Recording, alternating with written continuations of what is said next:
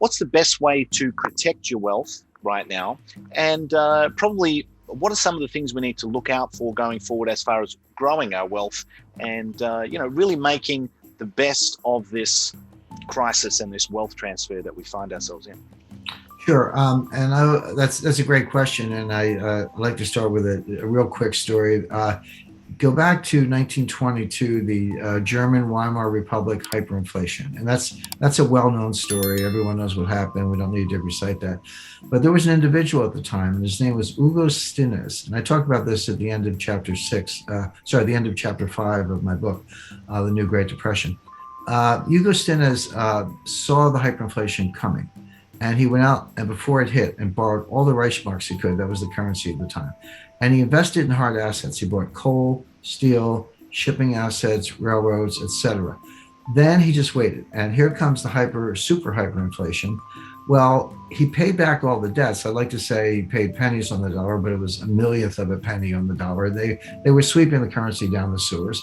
But he went through the exercise of paying back his debt with this worthless currency, and he kept the assets. And he became the richest man in Germany.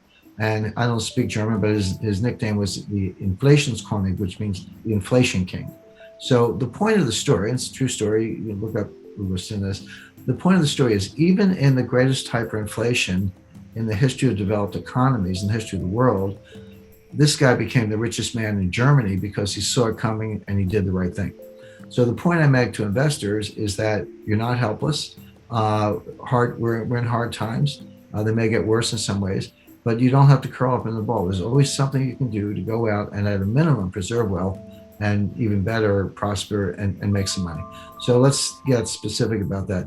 The first thing, and I hate cliches, this is going to sound like a cliche, but it's important to explain what it means, is you need to have diversification. Now that sounds obvious. Every economics teacher will say you have to diversify your assets, but people don't really understand it. I've run into investors and they say, well, I'm highly diversified. I've got 30 separate stocks in 10 sectors. I've got semiconductors, consumer non-durables, utilities, et cetera. And I go, no, you're not diversified. You may have 30 stocks, but you have one asset class. It's called stocks, and they go up together and down together, and you're not protected at all. So by all means, have a slice in stocks. That's fine, but I recommend a significant slug of cash. And people go, well, cash has no yield, and why would you have cash, et cetera?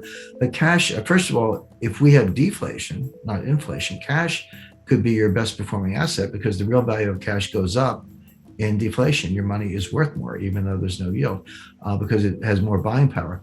But more to the point, here's what's not well understood. Cash has embedded optionality. If you're the person, right now visibility is poor. We don't know exactly what's going to happen. I have a forecast, but you've got to really constantly update it. But as visibility improves, and we can see who's going to win the tug of war between deflation and inflation, if you're the person with cash, you can pivot. Maybe you want to buy more gold because here comes inflation, or maybe everything ends well and you want to buy more equities instead. Well, you can do that if you have cash. If you throw all your money in private equity, and you decide that's not such a good bet, good luck getting your money back from Henry Kravis. I mean, he's a great private equity manager, but he's not going to give you your money back early. You're stuck.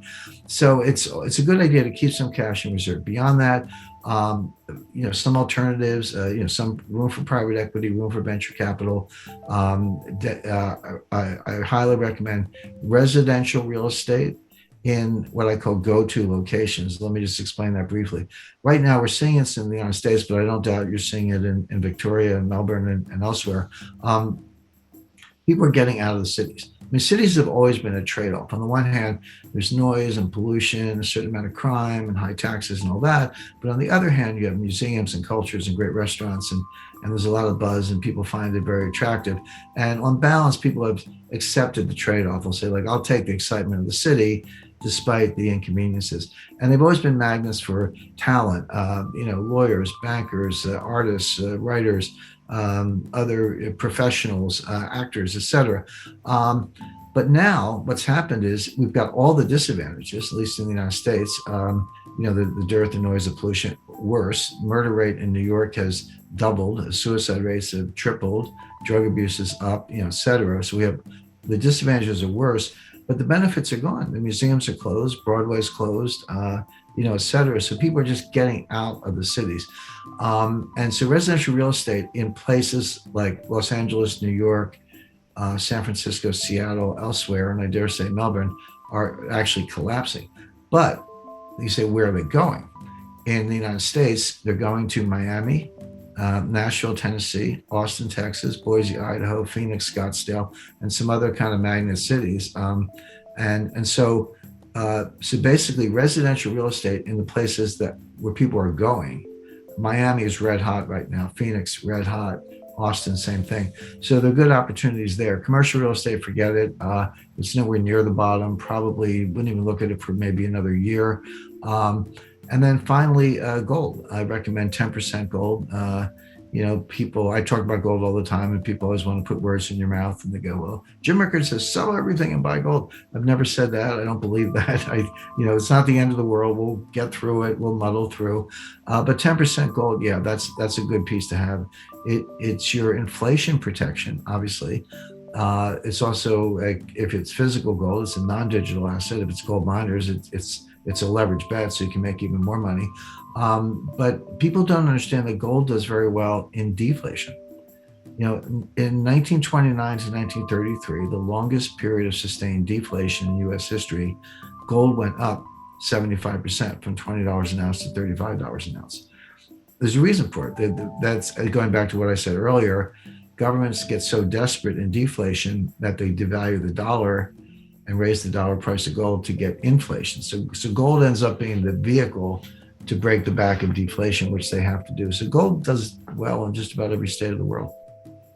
In conclusion, as we navigate the complexities of today's economic landscape, the wisdom of historical experiences guides us towards sound wealth protection strategies. The story of Hugo Stinnes during the Weimar Republic's hyperinflation serves as a powerful reminder that even in the face of economic challenges, strategic decisions can lead to wealth preservation and prosperity.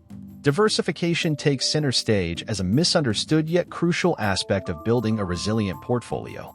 Genuine diversification goes beyond superficially spreading investments, and our exploration has shed light on what it truly means to safeguard wealth. The often underestimated role of cash emerges as a key player, offering not only stability during times of deflation but also the flexibility to pivot as economic conditions evolve. Real estate in strategic locations, venture capital, and a calculated allocation to gold round out a comprehensive approach to wealth management. As we confront the uncertainties of the financial landscape, these insights aim to empower investors to make informed decisions, whether they're protecting existing wealth or seeking opportunities for growth. The path forward may be uncertain, but armed with knowledge and a diversified strategy, investors can navigate these waters with confidence and resilience. If you found value in today's insights and strategies for protecting and growing your wealth, don't forget to show your support by giving this video a thumbs up. Your likes and comments are not only appreciated but also contribute to spreading valuable financial knowledge. For more content on navigating the intricate world of finance, wealth management, and economic insights, make sure to subscribe to our channel. By subscribing, you'll stay updated on the latest analyses and strategies to help you make informed decisions in these dynamic times. Thank you for tuning in, and we look forward to having you as part of our growing community. Until next time, stay informed, stay empowered, and stay ahead in your financial journey. Subscribe now for more invaluable content, and I'll see you in the next video.